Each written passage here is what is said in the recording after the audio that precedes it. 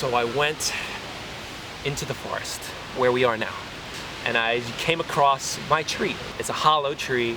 You go and you sit inside the tree, and it's just like, and it's just like my spot where I come to chill out. And I was inside the tree, and this was like, you know, this is at the end of the trip where, I mean, if you're feeling it, you know, you just start getting emotional, you know, you just start like having your moment, your like end of trip moment where you're kind of like reflecting life, like, you know. So I was hanging out with this tree, and she was taking care of me, but I really needed like a companion. And lo and behold, someone came. At first he was kind of just like hovering around the tree, and very subconsciously, you know, I'm like, oh, this is the person that was sent to be my companion. He walks to like the mouth of the tree, or like past it, and he like stumbles and he falls against the tree, and there's like these little holes at the base of the tree where I can see through, and I can see him, and he looks up at me through the hole of the tree. I'm like, are you good, man? He's like, I think I broke something. And he's like, on the opening, he's like, I think I broke something. I said, what?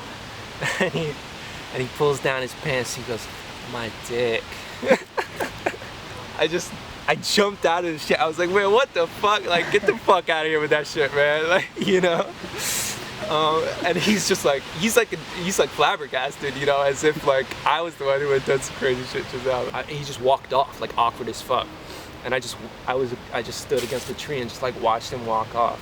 And I waited till he left, and then I just burst out into laughter.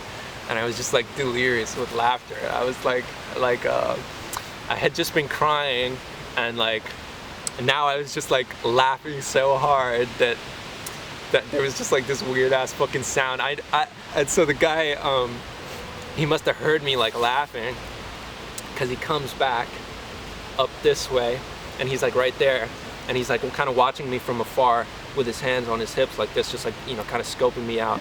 And he was there. He was yeah, like you didn't tell us that part before. That's creepy as shit. No, that's good. Wait, sorry, I interrupt. Maybe he was worried I don't know. Anyway, either way, he came back and he was like watching me, and I was like, yo, I had really needed like a pick-me-up. You know, I was feeling really down, and it was like a down part of my trip. My trip was going south, and I had needed a pick-me-up, and, you know, lo and behold, you know, God sends me this fucking character, you know, who plays this prank on me, you know, and I